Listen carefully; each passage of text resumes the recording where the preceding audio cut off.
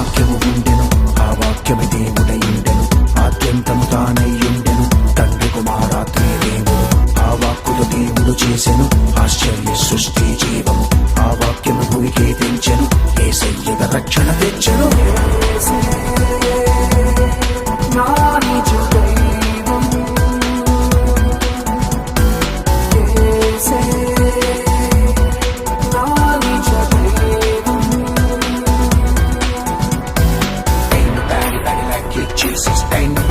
Like you, Jesus. Ain't no God like you, Jesus. You're my only one.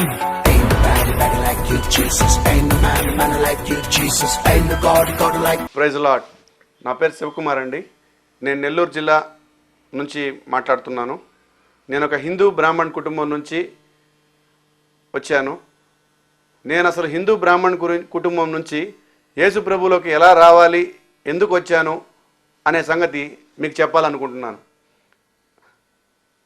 నేను హిందూ బ్రాహ్మణ కుటుంబంలో ఉన్నాను, మీకు చెప్పాను కదండి.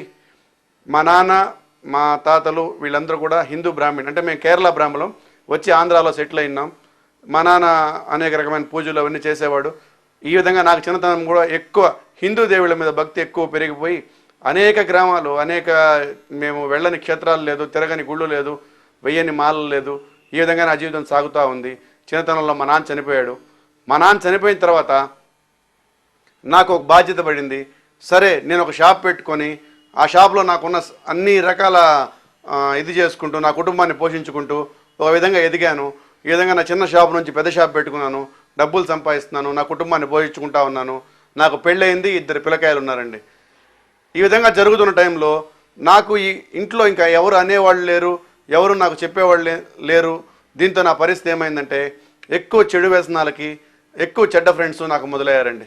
ఎక్కువ మందు తాగేవాడిని, ఎక్కువ తప్పుడు పనులన్నీ చేసేవాడిని, చెప్పకూడని పాపమంతా చేశానండి నేను. అటువంటి పాపంలో ఉన్నాను నేను. ఈ విధంగా నాకు పెళ్ళి 2 పిల్లకాయలు ఉన్నప్పుడు నా భార్యకు కూడా నా మీద విరక్తి కలిగి అమ్మాయి వెళ్ళిపోయిందండి.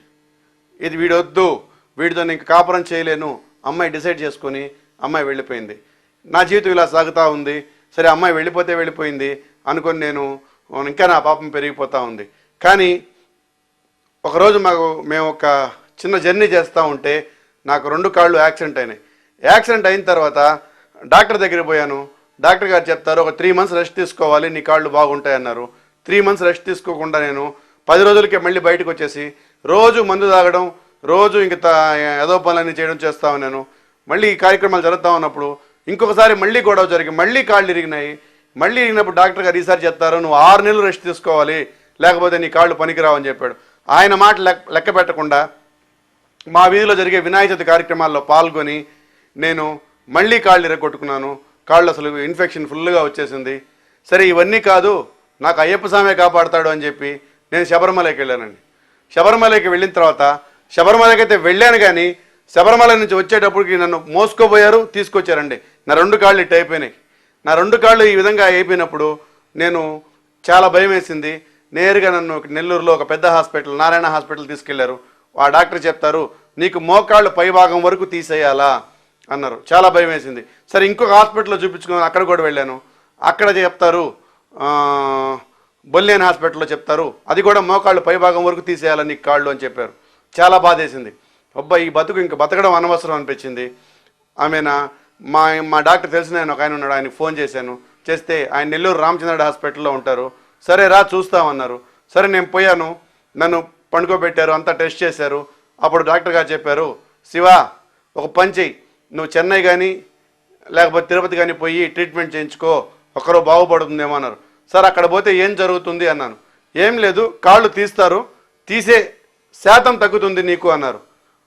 ఓకే, అలాంటప్పుడు మీరే తీసేసేయండి నాకు కాళ్ళు, నేను ఇంకెక్కడికో పోవలేదు, ఎక్కడ ఆపరేషన్ చేయించుకోవలేదు, మీరే కాళ్ళు తీసేయండి అని చెప్పాను.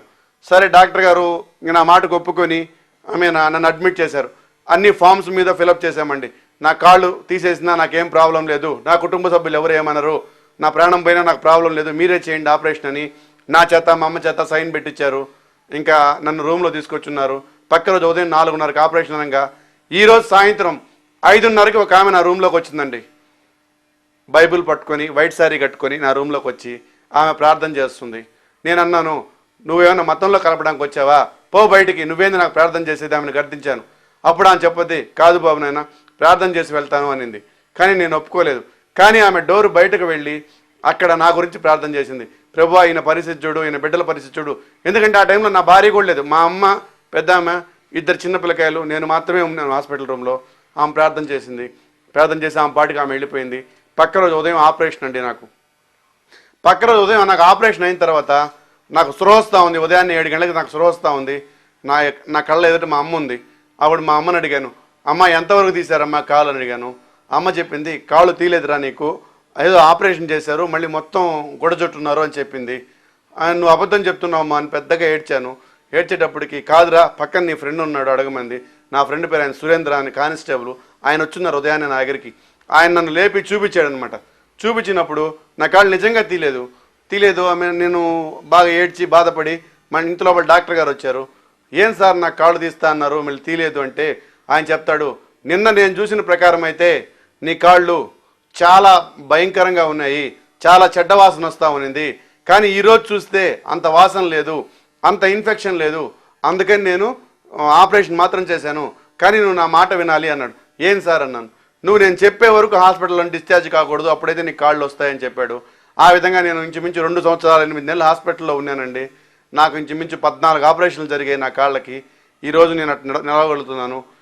కానీ హాస్పిటల్లో ఆపరేషన్ అయిపోయింది తర్వాత నేను ఇంటికి వస్తుంటే డాక్టర్ ఒక మాట చెప్పాడండి, నువ్వు ఇంకా మీట షాపులో కూర్చోడానికి లేదు, నీ పని నువ్వు చేసుకోవడానికి లేదు, తిరగడానికి లేదు, నువ్వు బెడ్ మీద కాళ్ళు అంత ఎత్తి పెట్టుకొని పడుకొని ఉండాలా అని చెప్పారు.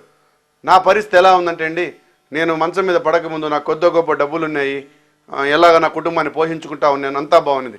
ఎప్పుడైతే హాస్పిటల్లో పడ్డానో ఇంచుమించు 27 లక్షల రూపాయల అప్పులు వడ్డీలు అన్నీ అయిపోయినాయి.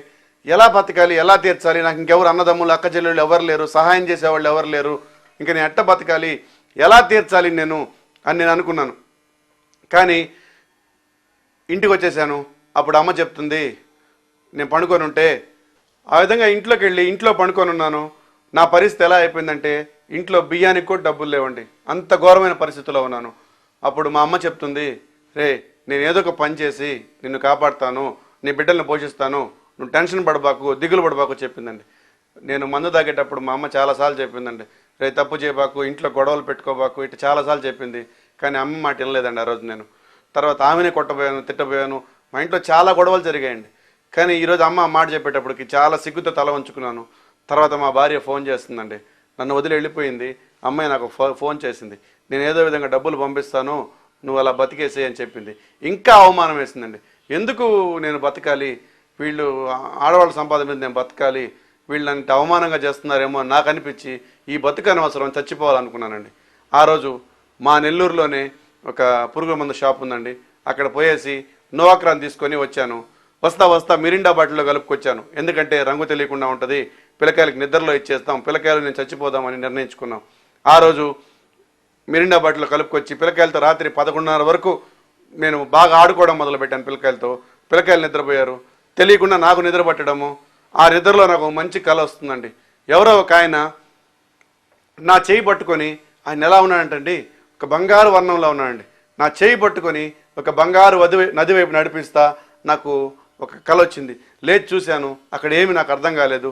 మా పిల్లకాయలను చూస్తే మామూలుగానే మా పిల్లకాయలు బాగుంటారు, దానికి 100 రెట్లు బాగున్నారండి. ఒక లైట్ లాగా వాళ్ళ మీద పడతా ఉంది.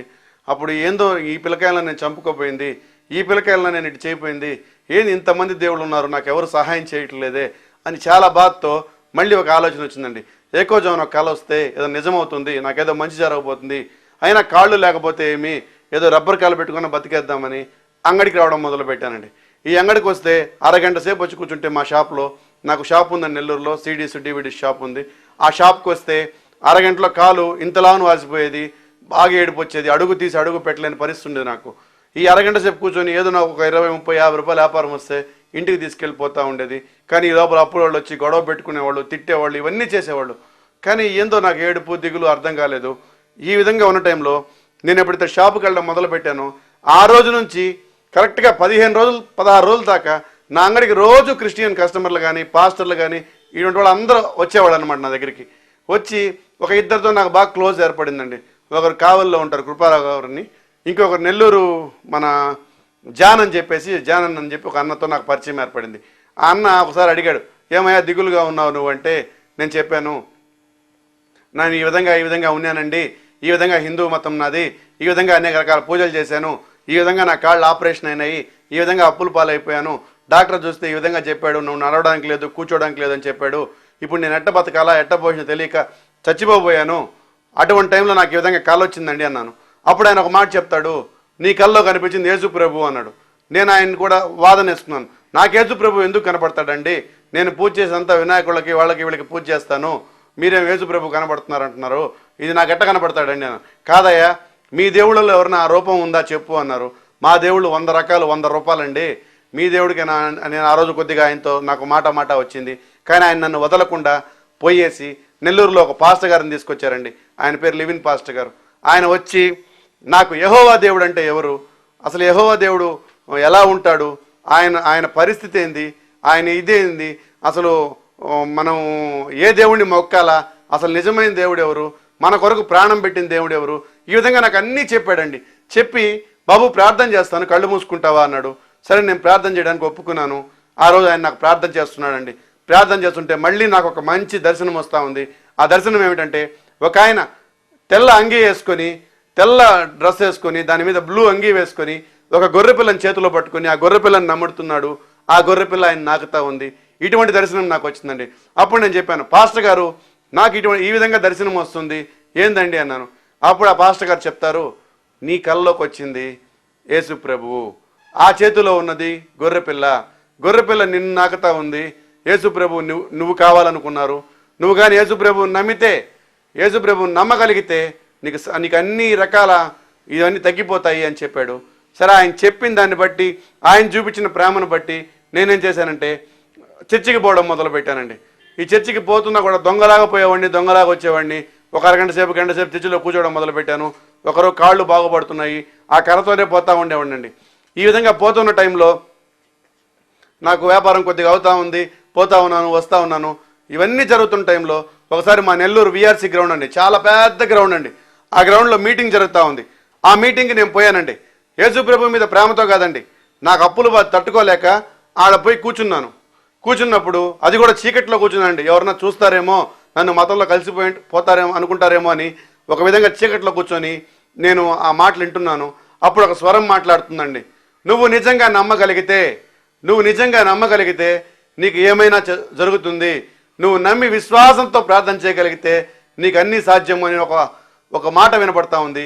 ఆ మాట ప్రకారం నేను ఆ రోజు నా జీవితంలో అండి, నిజంగా నా జీవితంలో మొట్టమొదటిసారి యేసు ప్రభువుని నేను ప్రార్థన చేశానండి. ఇంతకాలం నేను చర్చికి పోయినా వాళ్ళ మాటలు విన్నా అంతా ఏదో, కానీ నా జీవితంలో మొట్టమొదటిసారి నేను ప్రార్థన చేశానండి.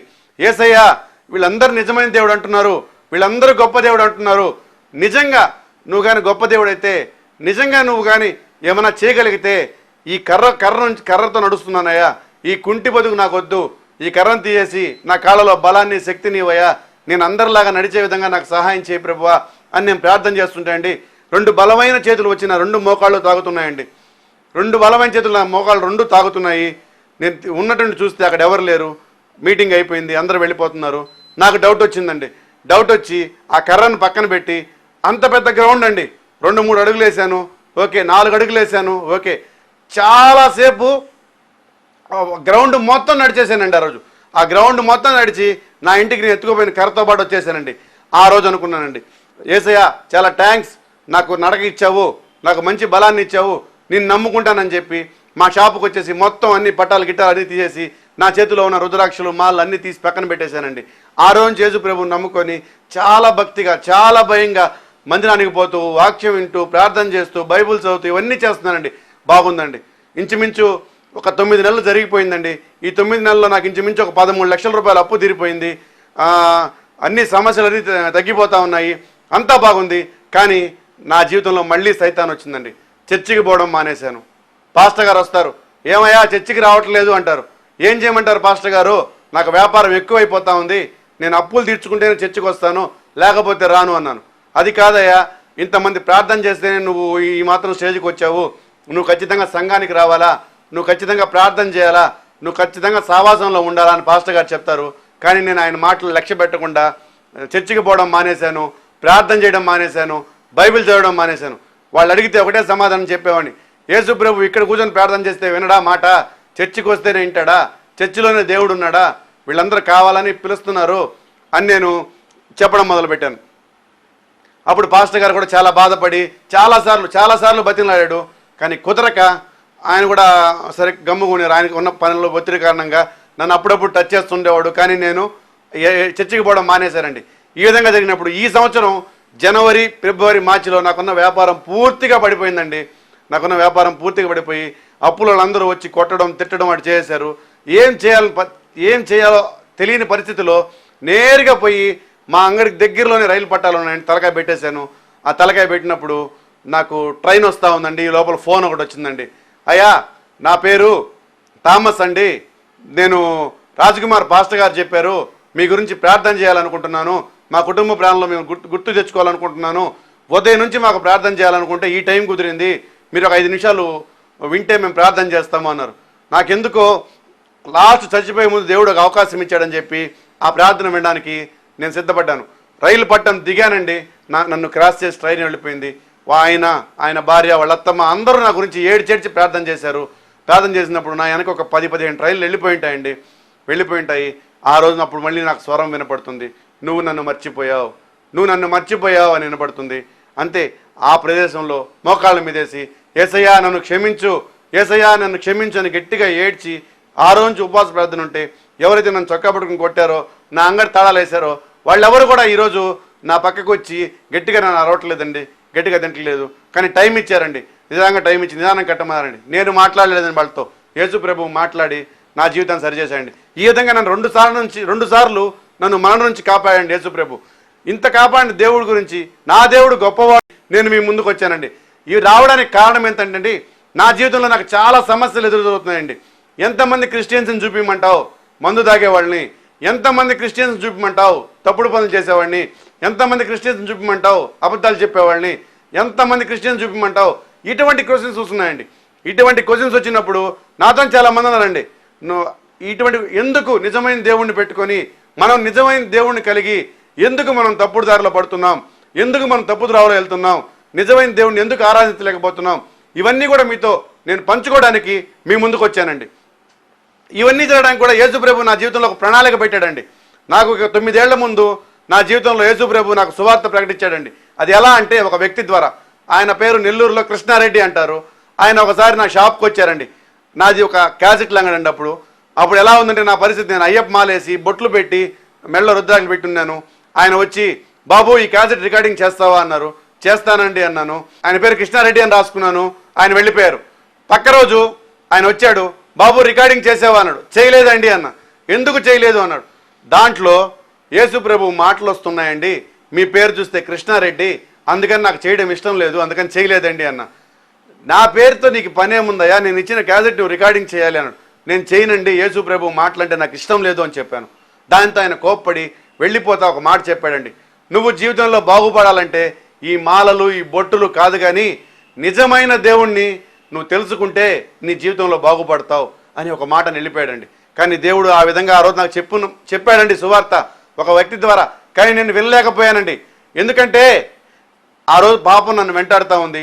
అందుకని ఆ మాటలు నాకు వినకుండా పాపంలో పడి నా జీవితం నాశనం చేసుకున్నానండి. తర్వాత రెండోసారి మళ్ళీ నాకు సువార్త ఇచ్చారండి దేవుడు. అది ఎలా అంటే, నాకు ఒక 7 సంవత్సరాల ముందు సిక్ అయిపోయానండి. నేను బాగా షుగర్ వచ్చేసింది. దాంతో అసలు చాలా బలహీనం అయిపోయాను. నాకు ఫ్రెండ్ ఒక అతను ఉన్నాడు, శ్రీకాంత్ అని, అతను మెడికల్ రిప్రజెంటేటివ్ అనమాట.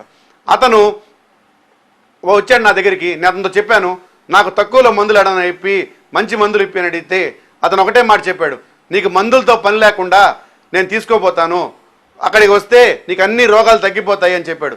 సరే వెళ్ళాను. అతను నేరుగా తీసుకెళ్ళి ఒక చర్చిలో కూర్చోబెట్టాడండి.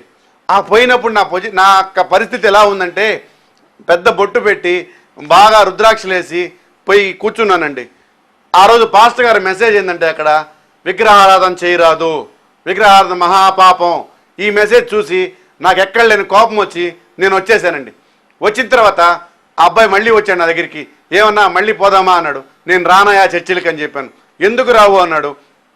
అక్కడ చూస్తే విగ్రహారాధన చేయొద్దని చెప్తున్నారు, మీకు గొప్ప అయితే మీ దేవుడి గురించి చెప్పుకోండి, అంతేగాని విగ్రహారాధన పాపము ఇవన్నీ చెప్తే మాకు నచ్చట్లేదు అని చెప్పి నేను వచ్చేసాను.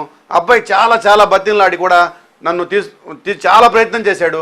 కానీ ఆ అబ్బాయికి నేను నాతో ఉన్న ఫ్రెండ్షిప్ తగ్గించేశాను నేను. దాంతో ఆ అబ్బాయి కూడా నన్ను వదిలేశాడు. కానీ దేవుడు ఈ విధంగా రెండోసారి కూడా నాకు సువార్త ఇచ్చాడండి. నన్ను ఎక్కడ పాపంలో పడకుండా కాపాడడానికి తను రెండోసారి కూడా తన బిడ్డల ద్వారా నాకు సువార్త ఇచ్చాడండి. కానీ నేను సువార్త వినలేదు, నా జీవితం పాపంలో చేసుకున్నాను నేను. ఈ విధంగా నాకు 2 సార్లు దేవుడు సువార్త ఇచ్చినా నేను పాపంలో పడి నా జీవితాన్ని, నా కుటుంబాన్ని పూర్తిగా నాశనం చేసుకున్నాను. అయినా దేవుడు నన్ను వదలక విడవక ఈరోజు పట్టుకొని నా కుటుంబం చాలా సంతోషంగా పెట్టాడండి. నా భార్య పిల్లకాయలతో సంతోషంగా ఉండగలుగుతున్నాను. కోట్ల ఆస్తి కాదండి, ముఖ్యంగా నా కుటుంబంతో నేను సంతోషంగా ఉన్నా లేదనుకుంటే నా కుటుంబంతో నేను చాలా సంతోషంగా ఉన్నాను అని మీకు ధైర్యంగా చెప్పగలను. ఎందుకంటే యేసు ప్రభు మాత్రమే నా జీవితాన్ని బాగు చేశాడు. దానికి ముందు ఏ దేవుడు కూడా, అంటే దేవుడు అని చెప్పబడే ఎవడు కూడా నా జీవితంలో బాగు చేయలేదు. నన్ను పాపంలో దోశారు. కానీ యేసు ప్రభు అనే మాల నేను జీవితాంతం వేసుకున్న తర్వాత ఈరోజు మందు తాగాలంటే భయం అండి, తప్పు చేయాలంటే భయం అండి, నిజంగా అండి. అందుకని నేను ఈరోజు రాగలుగుతున్నాను మీ ముందుకి. ఎందుకంటే మీరు క్రిస్టియన్స్గా ఉండి తాగుబోతులుగా, తిరుగుబోతులుగా ఉన్నారండి. ఇది చాలా తప్పు అండి, నిజంగా తప్పు అండి. మా లాంటి వాళ్ళకి చాలా బాధ వేస్తుందండి. ఎందుకంటే దేవుడిని నమ్ముకొని ఇప్పుడు పసిబిడ్డల్లాగా అడిగేస్తూ వస్తున్నాం. మీ కుటుంబాలు, మీ తాతల తరాల నుంచి కూడా మీరు యేసు ప్రభువుని నమ్మి ఎరిగి నిజమైన దేవుడు అని తెలిసి కూడా మీరు ఇంకా పాపంలో పడుతున్నారు. ఈ పాపం నుంచి మీరు ఈ రోజు అందిన సువార్త ద్వారా కూడా మీరు బయటికి రాకపోతే దేవుడు మిమ్మల్ని ఏ రోజుకి క్షమించడని నేను ఖచ్చితంగా చెప్తున్నానండి. ఈరోజు నేనండి యేసు ప్రభు మళ్ళీ రెండోసారి నన్ను మళ్ళీ రక్షించిన తర్వాత, యేసు ప్రభు నేను పట్టాల మీద నుంచి లేచిన తర్వాత, యేసు ప్రభు నన్ను కాపాడిన తర్వాత అనేక గ్రామాలండి సువార్త చేస్తున్నాము, అనేక సంఘాలండి. ఈరోజు నేను 92 సంఘాలకు వెళ్ళి దేవుడు చెప్పిన మాటలు, దేవుడు నాకు ఇచ్చిన సాక్ష్యము, నా జీవితంలో చేసిన అద్భుతాలు అనేక మందికి చెప్పగలుగుతున్నానండి. మీరు క్రైస్తవులుగా ఉండి ఎందుకు సువార్త ప్రకటించడం లేదు? ఎందుకు మీ పనుల్లో మీరు ఇంట్లో కూర్చుండిపోతున్నారు? ఎందుకు మీరు అనేక గ్రామాలు, మీకు ఇచ్చిన పని ఏందండి? మీకు ఇచ్చిన పనిని మీరు వదిలిపెట్టి మేము బాప్టిజం తీసుకున్నాము, యేసు ప్రభుతో చర్చికి పోతున్నాము అని ఉంటున్నారు. కానీ మీరు ఎవరు కూడా సువార్త ప్రకటించకపోతే దానికి కూడా దేవుడి దగ్గర క్షమాపణ లేదని నేను ఖచ్చితంగా చెప్తున్నానండి. ఇంకో విషయం ఏంటంటే అండి, క్రిస్టియన్స్ ఎలా ఉన్నారంటే ఆదివారం క్రైస్తవులు మాత్రమేనండి. ఆదివారం చర్చికి పోతారు, మిగతా కార్యక్రమాలన్నీ కూడా వాళ్ళు బయట చేసుకుంటున్నారు. కానీ దేవుడి సువార్త కానీ, దేవుడికి సంబంధించిన ప్రేమ కానీ చూపిలేకపోతున్నారండి. అంత పెద్ద దేవుని కుమారుడైన యేసు ప్రభు భూమి మీదకి వచ్చి మనకు ప్రేమ పంచి మన కోసం చనిపోయాడండి. కానీ మనుషులంగా ఉన్న మనము క్రిస్టియన్స్ అని చెప్పుకుంటున్నాము, ఇంత కూడా ప్రేమ లేకుండా బతుకుతున్నామండి. ఇంత కూడా ప్రేమ లేకుండా మనం బతుకుతున్నాము. కానీ దేవుడికి వ్యతిరేకంగా బతుకుతున్నామని మీరు ఖచ్చితంగా ఆలోచించాల్సిన విషయం. మీరందరూ ఆలోచిస్తారని నమ్ముతూ ఈ యొక్క సాక్ష్యాన్ని యేసు ప్రభు దీవించును గాక. సొంత కన్న భార్య బిడ్డలను, కన్న తల్లిదండ్రులను అందరినీ విడిచేసి సోదాగా తిరుగుతున్నాడు. కనీసం కూడా భార్య బిడ్డ అంత అన్నం పెట్టేవాడు కూడా కాదు. ఈరోజు తల్లిదండ్రులను చూసేవాడు కూడా కాదు. ఉదయం లేసి రౌడీలాగా, సోదాలాగా, పిచ్చి వ్యభిచారిలాగా తిరుగుతుండేవాడు. అటువంటిది ఈరోజు యేసు ప్రభుని నమ్ముకొని ఈరోజు అతడు మంచి జీవన పొందుతూ భార్య బిడ్డలను, కన్న తల్లిదండ్రులను లక్షణంగా చూసుకుంటూ ఆ ప్రభుదయ వల్ల లక్షణంగా ఉన్నాడు. Praise the lord. నా పేరు సోనియా, నా హస్బెండ్ పేరు వచ్చి శివకుమార్. మాది ఇంటర్ క్యాస్ట్ మ్యారేజ్. అతను బ్రాహ్మణ్, నేను వచ్చి క్రిస్టియన్. దేవుడు మాకు 2 పిల్లల్ని ఇచ్చారు, ఒక బాబు ఒక పాప. పెళ్ళి అయిన తర్వాత నేను దేవుడు మా యేసుప్రభుని మర్చిపోయి విగ్రహారాధన చేయడము, ఆయనతో పాటు గుడికి తిరగడము, అట్లా అన్ని తప్పులు పని చేశాను. తర్వాత గతంలో మా ఆయన చాలా నన్ను తాగి వచ్చి కొట్టేవాడు, చాలా ఇబ్బందులు పెట్టేవాడు. తర్వాత నేను అంటే ఆయన పెట్టిన ఇబ్బంది భరించలేక నేను పిల్లల్ని తీసుకొని ఊరు వెళ్ళిపోయాను 2 సార్లు. ఊరు వెళ్ళిన తర్వాత నేను మారిపోయానని చెప్పి ఆయన మళ్ళీ నన్ను తీసుకురావడం జరిగింది. కానీ వచ్చిన తర్వాత మళ్ళీ నన్ను ఇంకా చాలా ఇబ్బంది పెట్టేవాడు. తర్వాత ఈ మధ్యలో మా బాబుని ఊడి పూజలు నేర్చుకోవడానికి పెంచలకోన పంపించారు. ఇంకా నేను ఆయనతో ఇంకా వెళ్ళగాక మంచిగా విడిపోవాలనుకొని జాబ్ ట్రై చేయడము, అట్లా నాకు సౌదీలో జాబ్ రావడం జరిగినాయి. అక్కడ పోయిన తర్వాత నేను చాలా హ్యాపీగా ఫీల్ అయింది. ఎందుకంటే ఇంకా ఆయనతో ఏ సంబంధం పెట్టుకోకూడదు, ఫోన్ చేయడము ఏమి చేయకూడదు అనుకున్నాను. కానీ అక్కడ వెళ్ళిన తర్వాత పిల్లల గురించి ఆలోచించి అట్లా చేయలేకుండా వల్ల కాలేదు, ఫోన్ చేయడము అట్లా చేశాను. చేసిన తర్వాత నేను అక్కడి నుంచి బాగా గొడవ పెట్టుకోవడము అట్లా చేసేదాన్ని. తర్వాత ఆయన సడన్గా ఒక రోజు ఉండి నేను మారిపోయాను, విగ్రహాలు అన్నీ కాలులో పారేసాను, జంజం తీసాను అన్నీ చెప్పారు, కానీ నేను నమ్మలేదు. తర్వాత నిదానంగా ఆయన మాటలను బట్టి నాకు అర్థమైంది ఆయన చాలా మారిపోయాడు, నాకు అర్థమైంది. తర్వాత మేమిద్దరం బాప్టిజం తీసుకోవడం జరిగింది. ఇప్పుడు ఆయన కూడా చాలా మంచివాడిగా తయారయ్యారు. దేవుడికి సాక్ష్యం చెప్పుకోవడము, యేసు ప్రభువుని గురించి ప్రచారం చేయడము, శుక్రవారం అంతా మేము ఫాస్టింగ్ తీసుకొని ప్రేయర్ చేసుకోవడం అట్లా చాలా మారిపోయాడు. ప్రతి కుటుంబ ప్రార్థన అన్నీ చేస్తున్నాం మేము ఇప్పుడు. యేసు ప్రభు వల్ల మేము ఇప్పుడు చాలా ఆనందంగా, మా ఫ్యామిలీ చాలా ఆనందంగా మేము ఫీల్ అవుతున్నాము. హల్లెలూయా, స్తోత్రం, వందనాలు. దేవుడు నా జీవితంలోనే ఎందుకు అద్భుతాలు చేశాడు, నన్నే ఎందుకు పట్టుకున్నాడు, నేను హిందూ కుటుంబంలో పుట్టానే, విగ్రహారాధన చేశానే, చాలా పాపాలు చేశానే, కానీ దేవుడు నన్ను ఎందుకు పట్టుకున్నాడంటే మీకు ఒక విషయం చెప్పాలండి. అదేంటంటే నేను పెళ్లి చేసుకున్న అమ్మాయి ఒక కేరళ క్రిస్టియన్ అండి. ఈ అమ్మాయి నన్ను ఎప్పుడైతే పెళ్లి చేసుకుందో నాతో పాటు గంధం బొట్టు పెట్టేసిందండి. నాకంటే ఎక్కువ విగ్రహారాధన చేసింది. నాకంటే ఈ విగ్రహారాధన అనే దాంట్లో అనేక విగ్రహారాధన పాపం ఎక్కువ చేయడం మొదలుపెట్టిందండి. నాతో పాటు అనేక గుళ్ళకి, గోపురాలకి, క్షేత్రాలకి తిరిగిందండి. అమ్మాయి అనేక విగ్రహాలను పూజించింది. దీంతో దేవుడు నా జీవితంలో పాపం చేయడం మొదలుపెట్టాడు. ఆ అమ్మాయిని బాధ పెట్టడం మొదలుపెట్టాడు. ఇవి శోధన ఎక్కువైందండి మా కుటుంబంలో. ఈ విధంగా శోధన అయిన తర్వాత ఈ అమ్మాయి వీడు తాగుబోతూ తిరుగుబోతూ వీడు నాకు అక్కర్లేదు అని ఎప్పుడైతే నన్ను వదిలి వెళ్ళిపోయిందో అండి, వెళ్ళిపోయిన తర్వాత అమ్మాయి వాళ్ళ ఊరికి వెళ్ళి అక్కడ బైబిల్ పట్టుకుందండి. అక్కడ బైబిల్ పట్టుకొని అక్కడ ప్రార్థన చేయడం మొదలుపెట్టింది. అక్కడ సంఘానికి పోవడం మొదలుపెట్టింది. అక్కడ అన్ని రకాల యేసయ్యా నా జీవితాన్ని కాపాడు, యేసయ్యా నా కుటుంబాన్ని బాగుపాడు కన్నీటి ప్రార్థన చేసిందండి అమ్మాయి. ఆ ప్రార్థన వల్లే దేవుడు నా జీవితంలో ఈ విధంగా నన్ను కొట్టి కూర్చోబెట్టాడండి. అవునండి, ప్రతి కుటుంబంలో ఇటువంటి అవసరం రాకూడదండి. ఏ కుటుంబానికి కూడా ఇంత కష్టం రాకూడదండి. నిజంగా మీరు క్రిస్టియన్స్ అయ్యుండి ఎందుకండి విగ్రహారాధన చేస్తున్నారు? ఎందుకండి అన్య కుటుంబాలకు వెళ్ళిన తర్వాత కూడా మీరు దేవుడిని మర్చిపోయి వాళ్ళతో పాటు విగ్రహారాధన చేస్తున్నారు? చేయకండి, మహాపాపం. ఈ పాపంలో మీరు ఎవరు కూడా పాలు పంచుకోకూడదని మీకు మనవి చేస్తున్నానండి. ఎందుకంటే నా భార్య అంత పాపం చేసిందండి. విగ్రహాలకు పూజ చేసి, అనేక విగ్రహాలను పూజ చేసి నాకంటే ఎక్కువ మొక్కిందండి.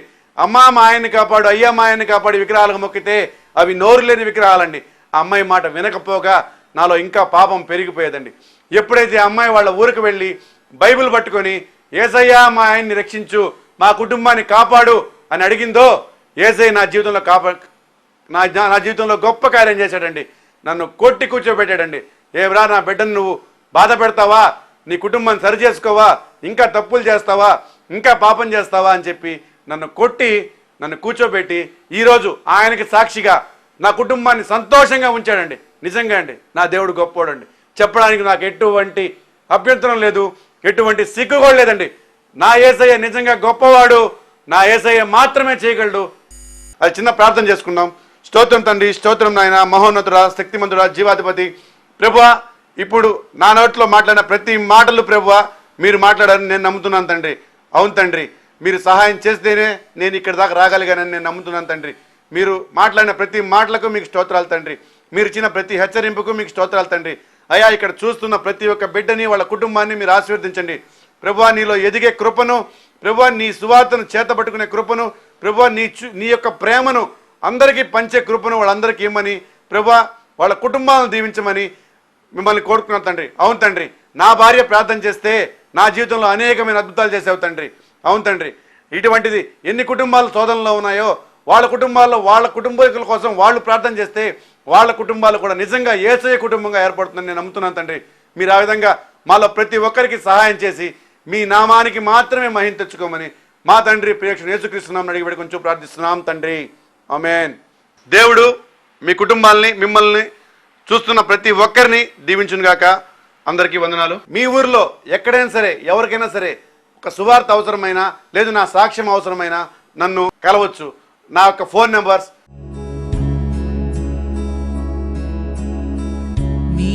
వాత్సల్యం నీ బాహుల్యం నీ కృపా కనికరం చూపించుము. నీ వాత్సల్యం నీ బాహుల్యం కారుణ్యం నీ కృపా కనికరం చూపించుము. పాపము చేశాను, దోషినయ్యున్నాను, పాపము చేశాను, దోషినయ్యున్నాను, తెలిసి ఉన్నది నా అతిక్రమమే, తెలిసి ఉన్నది నా పాపములే, తెలిసి ఉన్నది నా అతిక్రమమే, తెలిసి ఉన్నది